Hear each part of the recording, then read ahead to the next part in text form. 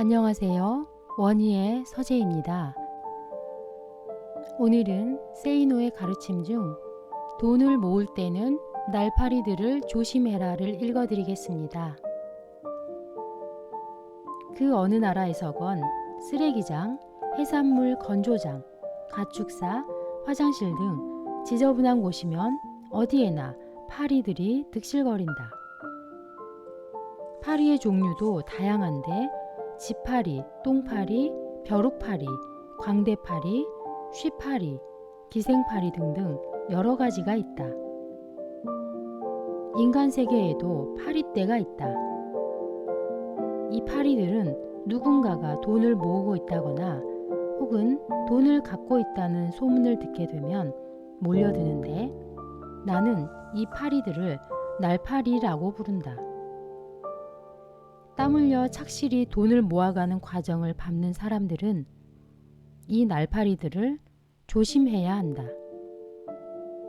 이 인간 날파리에는 네 부류가 있다. 첫째, 가족 날파리가 있다.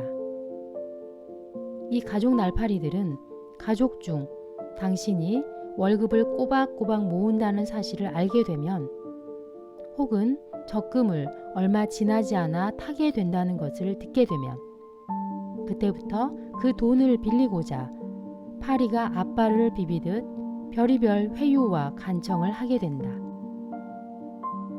이때 가족 날파리는 사업자금으로 사용하고자 빌려달라는 등 무슨 대단한 건수라도 있는 듯 당신을 설득할 것이다. 특히 일확천금을 꿈꾸기만 하는 가족 날파리들을 조심해야 한다. 그런 날파리들은 밑빠진 항아리 같아서 빌려주는 돈 모두가 헛된 곳으로 새어나갈 것이다. 이런 날파리들의 꼬임에 가장 잘 넘어가는 사람들은 여자들인데 오빠나 남동생 혹은 아버지 또는 남편의 뜬구름 잡는 놀이에 모아놓은 돈 모두를 허비하고 만다. 이런 날파리들을 피하려면 일절 자신의 재테크 상황을 이야기하면 안 된다.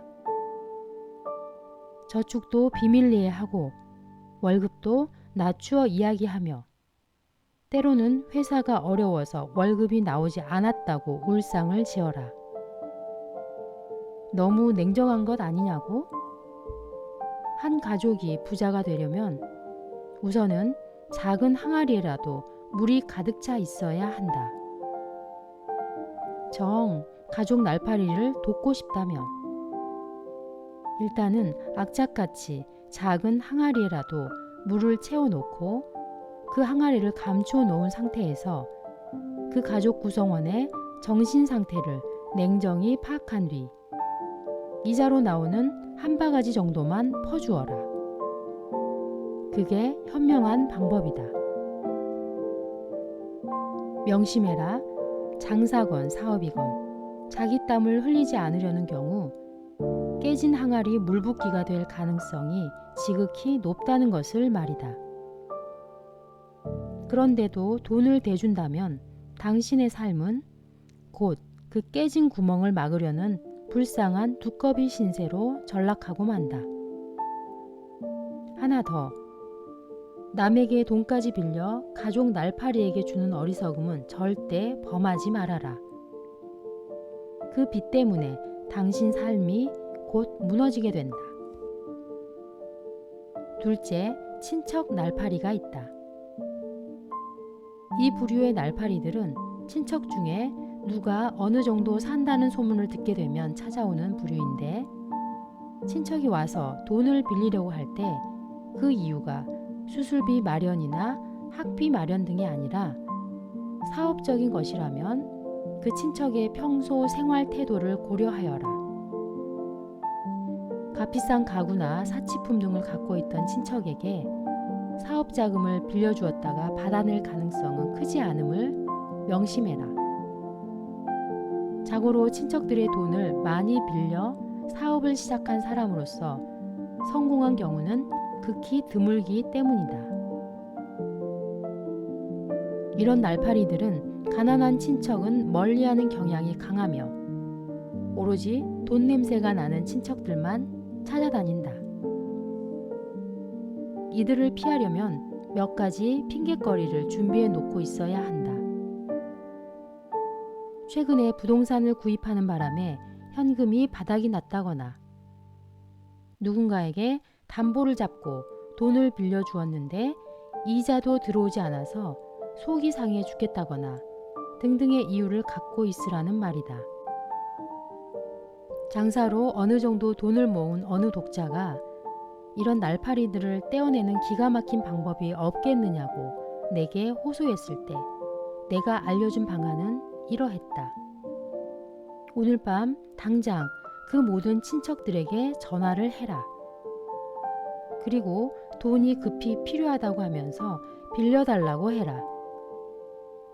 모레까지 필요한 자금을 마련하지 못하면 부도가 난다고 말해라. 그리고 꼭 좀 부탁한다고 해라. 담보라도 제공하여 달라고 말해라. 그리고 내일 한두 번 또 전화해라. 대부분은 여유가 전혀 없다고 할 것이다. 그러면 부담을 끼쳐드려 죄송하다고 거의 울먹이는 음성으로 말하면서 전화를 끊어라. 그 뒤 그들 중 19은 전화를 걸어오지도 않을 것이다. 셋째, 친구 날파리들이다. 재미교포 사업가인 김승호는 아들아 인생의 지혜를 배워라 라는 글에서 이런 말을 한다. 연락이 거의 없던 이가 찾아와 친한 척하면 돈을 빌리기 위한 것이다. 분명하게 노라고 말해라. 돈도 잃고 마음도 상한다. 친구가 돈이 필요하다면 되돌려 받지 않아도 될 한도 내에서 모든 것을 다 해줘라. 그러나 먼저 네 형제나 가족들에게도 그렇게 해줬나 생각하거라. 100번 맞는 말이다. 30대 이후의 나이에서 돈을 빌리려는 친구의 부류는 두 가지다. 첫 번째 부류는 친구니까 그냥 빌려달라는 부류인데 이들을 조심해라. 이런 사람치고 경제적으로 성공한 경우를 나는 단 한 번도 보지 못했다. 단 한 번도 말이다. 왜냐고? 돈 문제를 정에 의지하여 해결하려는 사람이기 때문이다. 두 번째 부류는 각서나 공증 혹은 담보를 제공하겠다고 자발적으로 말하는 친구인데 이런 친구들이 이 세상에서 성공한다. 상대로부터 신뢰를 받는 구체적 방법을 알기 때문이다. 친구들과의 돈 거래가 꽤 많았던 나의 경험. 법칙 하나. 돈 약속을 지키지 않는 사람들은 끼리끼리 가깝게 모인다. 사고방식이 비슷하기 때문이다. 신용불량자들은 신용불량자들끼리 말이 통한다. 그러므로 당신을 돈 문제로 골탕 먹인 친구가 있다면 그 친구와 가깝게 지내던 친구들도 일단은 경계하라. 내 경험상 여기에 예외는 없었다. 법칙 둘. 자신의 신용을 생각하는 친구는 갚을 날짜가 하루라도 늦을 것 같으면 미리 전화라도 하지만 그렇지 않은 녀석들은 친구지간인데 이해해 주겠지 라고 자기 편하게 생각한다. 그리고 이들은 100% 돈을 떼어 먹거나 골치를 썩인다. 장사를 해도 이런 사람들은 예외 없이 반드시 실패한다. 법칙 셋. 나는 이자를 언제나 은행 수준으로 저렴하게 책정했는데 그것이 고맙다고 먼저 갚는 친구들도 있었지만 이자가 싸기 때문에 약속된 차용 기간을 넘기고 더 쓰게 해달라고 징징거리는 친구들도 있었다. 결국 내 돈은 맨 마지막에 가까스로 받게 되거나 떼어 먹히게 되는데 당신이 부자가 아니라면 섣불리 싼 이자로 친구에게 돈을 빌려주지는 말아라. 내 경우를 볼 때 돈과 관련된 약속을 지키는 친구들은 거의 모두 나중에 성공했지만, 약속을 어기는 친구들은 모두가 다 실패했거나 지금도 어려운 상태이다. 넷째, 사기꾼 날파리들이다. 돈을 대신 맡아서 보관하여 주겠다거나, 이자가 많이 나오는 곳을 아는데 돈을 불려주겠다거나, 어디에 투자하면 큰 돈을 벌 수 있다거나, 자신의 부동산이 꽤 되는데 현금이 좀 급히 필요하다고 말하는 녀석들은 모조리 100% 사기꾼이라고 생각하면 된다. 나는 도대체 그런 사기에 넘어가는 사람들이 한심하다. 당신 돈은 당신이 관리해라. 나도 사기를 당한다. 내가 당하는 사기는 언제나 사정이 정말 불쌍하고 힘들게 보여서 돈을 빌려주었더니 그 다음부터는 연락을 끊고 도망가 버리는 것인데, 2002년에도 몇천만 원을 그렇게 날렸다. 이런 경우를 당할 때마다 나는 이런 생각을 한다. 내가 순진하고 착하게 보이나? 사기꾼 날파리들은 원래부터 나쁜 놈들이니까 그렇다 치고, 가족 날파리, 친척 날파리, 친구 날파리들은 정말 주의해야 한다. 그 날파리들은 대부분 당신에게 돈을 빌려갈 때는 간이라도 빼줄 것 같이 말하지만, 돈을 받고자 할 때가 되면 상황이 바뀔 수 있음을 기억하라. 나의 경험담. 은행 이자 수준에서 담보를 받고 돈을 빌려줬던 고교 동창이 약 1년 후 담보를 은행에 놓고 돈을 대출하여 빚을 갚을 테니 담보를 해제해달라고 사정하기에 내키지는 않았지만 담보를 해제해 주었다. 그러나 막상 은행 돈을 대출받은 뒤부터는 완전 배째라는 식이었다. 이 친구가 매일 입버릇처럼 내게 한 말은 자기가 아파트 3채를 갖고 있다는 것이었으며, 나는 은행 금리가 내려가기에 이자를 낮춰주기까지 했다. 그래서 은행 대출을 받아 빚을 갚는다는 이유로 담보를 해제해 준 이상 그 약속을 어긴 것은 형법상 사기죄에 해당됨을 알려주면서 구치소와 교도소 생활을 기꺼이 하겠느냐고 말했더니 그제서야 잘못을 인정하는 것이었다. 어쨌든 당신은 도우려는 마음으로 가족, 친척, 친구에게 돈을 빌려줄지 모르지만 돈을 받지 못하게 될 때 이상하게도 욕은 당신이 먹는다. 왜냐하면 당신이 그 돈을 받기 위해 재촉을 하기 시작하면 인간적으로 모멸감을 준다느니, 한번 믿은 거 계속 믿어달라느니, 가족 간에, 친척 간에, 친구 간에 그것 하나 기다리지 못하느냐, 약속을 못 지켰을 뿐이지 거짓말은 한 것은 아니지 않느냐는 등의 말들이 어쩜 그렇게 사전에 입을 맞춘 듯 신기할 정도로 똑같은 레파토리로 나오게 된다는 것을 뼛속 깊이 명심해라. 그들은 모든 상황을 자기 입장에서 설명하고 이해하며 내가 갚지 않으려고 하는 것은 아니지 않는가.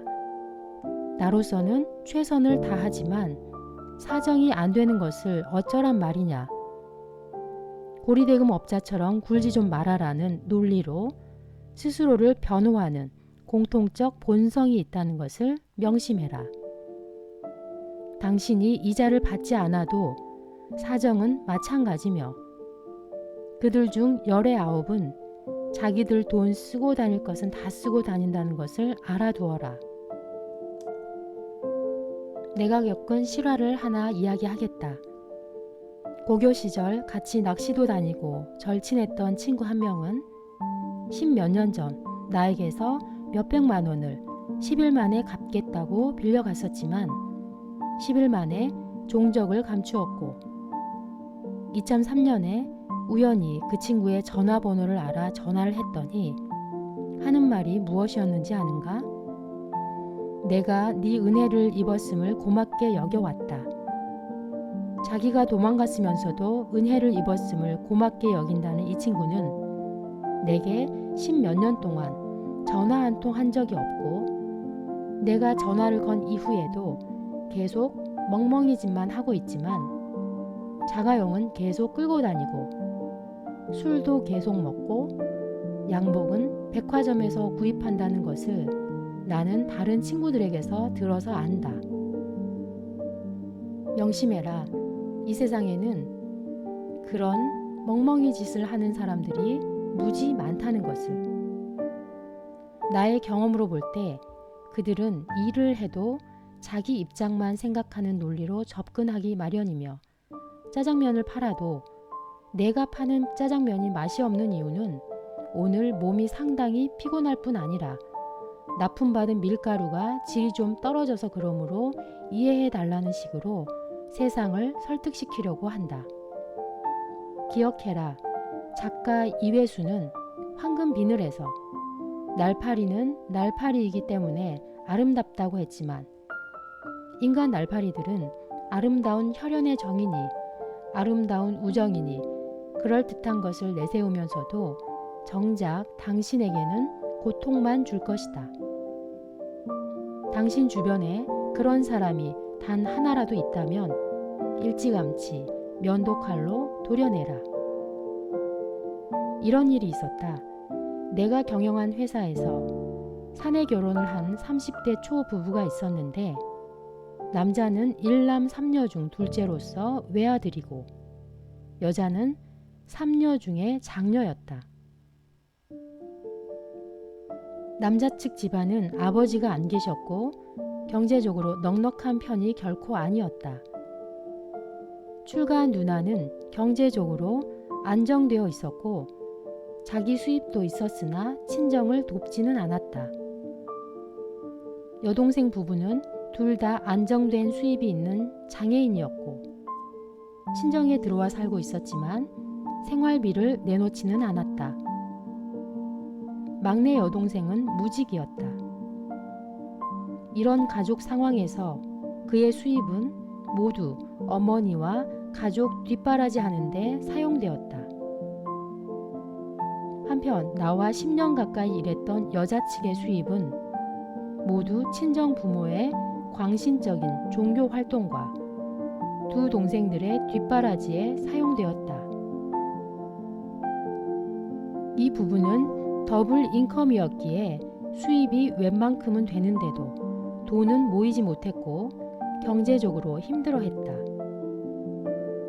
나는 몇 년간 그 모습을 안타깝게 지켜보다가 외환 위기가 오자마자 그 부부의 부모에게 전화를 했다. 사장인데 외환이기 때문에 도저히 월급을 제대로 줄 상황이 못 된다. 50%도 지급하지 못할 것 같으므로 이 못난 사장을 용서해달라. 그리고는 그 부부를 불러 이렇게 말했다. 너희 두 사람 모두 깨진 항아리에 물을 부어왔다. 방금 전에 나는 너희들 집에 전화를 해서 회사가 무진장 어려워서 월급을 절반도 제대로 못 줄 것 같으니 용서해달라고 했다. 하지만 그 누구의 봉급도 깎이지 않을 것이다. 내가 전화한 목적은 너희들이 집에 돈을 내놓지 않아도 되는 명분을 주기 위함이었다. 이제 집안에 무슨 일이 있건 간에 모르는 척하고 몰래 돈을 모아라. 지금이 기회이다. 너희부터 먼저 돈을 모아 기반을 잡아야 한다. 내 말을 믿어라. 깨진 항아리는 그대로 내버려 두어라. 절대 굶어 죽지 않을 테니까 말이다. 그들은 내 조언을 받아들였다. 그 뒤 2, 3년 후 부부는 모아놓은 종잣돈으로 독자적으로 사업을 시작했고 2003년 현재 돈도 꽤 벌었다. 그리고 지금은 가족들을 별 부담 없이 도와줄 수 있는 상황이 되었다. 다시 한번 말한다. 깨진 항아리에 물 붓기는 절대 하지 말아라. 그 구멍을 몸으로 막아야 하는 두꺼비가 되기 싫다면 말이다.